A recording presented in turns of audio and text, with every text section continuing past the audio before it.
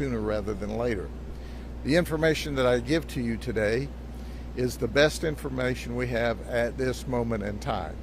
Anything I say is subject to modification or improvement as the investigation goes on. But I want to introduce you to someone. This is Timothy Schultz. He's 42 years of age. And here's what we know at this point.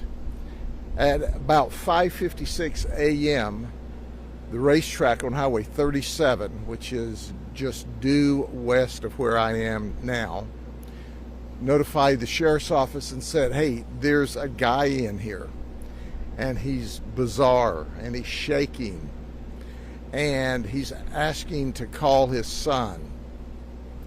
Deputies immediately responded. We searched for him from our arrival time, which was 3 minutes later, until about 6:39, so over 40 minutes we searched for him and we couldn't find him.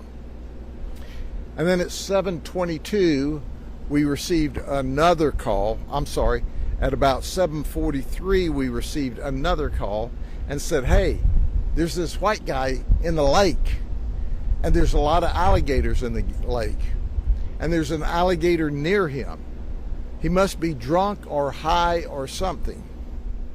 One of our witnesses actually took a life vest or a life preserver out and tried to give it to him, and he wouldn't take it. Another witness tried to talk to him, and he said the guy growled at me, so I ran in the house and locked the door. Our deputies immediately arrived. As they were arriving, he was walking from the lake between the houses, and he had a set of garden shears with him. He had gone to a truck and was throwing a brick trying to break into a vehicle. A lady, our third witness, who is in the cul-de-sac walking her dog, said he immediately charged the deputies holding the shears. She said they waited too long to shoot, but our deputies tried to de-escalate. We also tried to tase him on 2 different occasions, and he continued to charge at them. The deputies backed up, telling him to throw the shears down, and even though he committed an aggravated assault and an attempted burglary, they were still trying to take him peacefully into custody. He climbed into the passenger side of the patrol vehicle, which was still running because they had jumped from the vehicle to run to him while he committed the burglary. And as he jumped into the seat, he was trying to either get the rifle or the shotgun out of its holder. At that time, our deputies shot. They shot multiple times. And as a result, Timothy is deceased. This is under investigation with our task force, our multi-agency task force. The results will be turned over to our state attorney, Brian Haas, for a final determination. However, it's important to focus on this for a second. He tried to assault my deputies with shears. Then he jumped into their vehicle, which is an armed burglary with the shears, trying to get the rifle and or the shotgun out. At that moment in time, all the warnings had to stop and the action had to begin. And that's when they shot him, enough to stop the threat. Are there any questions? Yeah, thank you for asking. His criminal history is long. It's meth arrest, meth arrest, meth arrest, meth arrest, meth arrest. And guess what? In April of this year, he was arrested for what? Meth. He was released on May the 20th. So he's not been out of jail very long at all. I've said this over and over, and I'll continue to say it. There are still people that want to make the community or the nation believe that drugs are low level and nonviolent. Well, here's your sign. Here's another sign. Now, that's not enough. While he's swimming across the lake, and how he made it across the lake, they said he was treading water. They could only see his head. He got real close to an alligator. It appears that his right arm is bitten by an alligator. So apparently he was attacked by an alligator while in the lake as well. So He gets into the lake, he swims across the lake, he's bitten by an alligator. Neighbors are trying to throw him a life vest, trying to help him. He's growling. He comes onto the land, sees a pair of garden shears, picks them up. That's when our deputies are getting there just as he's trying to break into one of our victims' vehicles. We try to de-escalate. We tase him twice. We tell him to drop the shears, to no effect. The tasers had no effect on him. He climbed into a vehicle committing another armed burglary where he was trying to get to our rifle and our shotgun, and we shot him. Now, quite frankly, his conduct was outrageous. It was bizarre. And his conduct, in order to get him into custody, was necessary by our deputies because of his conduct. He was bizarre. Our deputies, by the way, are going home safe tonight. Let me make this abundantly clear.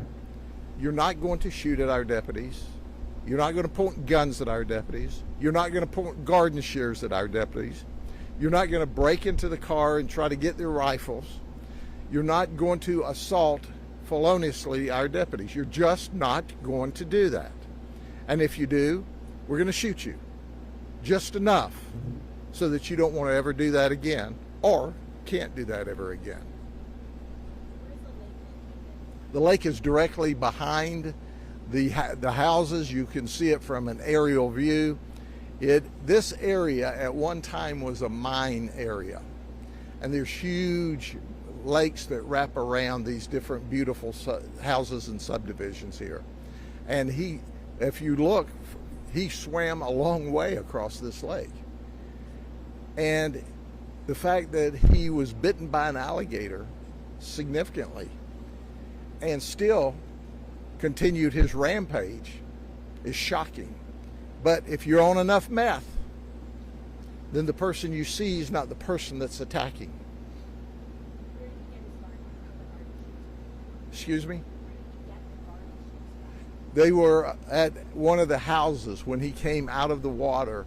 Apparently someone had left their garden shears in the yard, on the porch. And that's still under investigation. However, one of the victims, one of the witnesses, said that he left his garden shears out. The community is a gated community. How do you think he possibly got into the... Yeah, he swam across the lake from Highway 37. And that's amazing in and of itself. It's a long swim. And he was gator bitten along the way. Now this is just crazy stuff, okay? You know that's got to be true. You can't make it up. And as a result, this is one more example of how violent people are when they use meth and use drugs. When you can swim across a lake, sustained apparent alligator bites, grab shears, try to break into a vehicle, attack law enforcement officers, jump into their car, try to get their rifle and shotgun, you're out of your mind on drugs. And it's not his first time. What is the condition of this man? He's dead. Deader than 4 o'clock.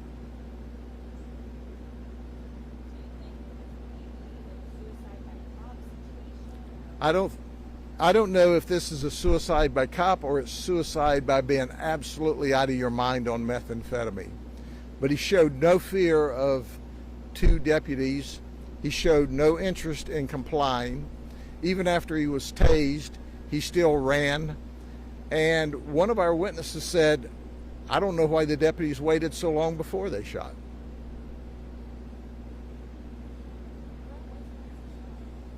The shot was just after they arrived, within just a short period of time. As they were arriving, he was trying to break into the vehicle. So as they were arriving, they see this lady in the cul-de-sac. As they get out, she points back behind him and says, there he is there. He was hidden by the truck. And that's when they ran to him to try to take him into custody.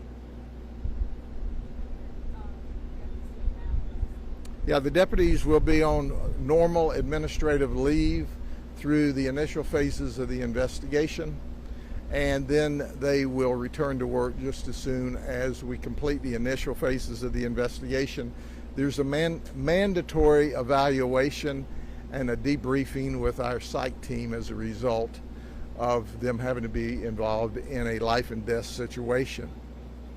One of the two is still in training, and the trainer did exactly what he should have, and so did our brand new deputy. He responded appropriately. Both of them shot.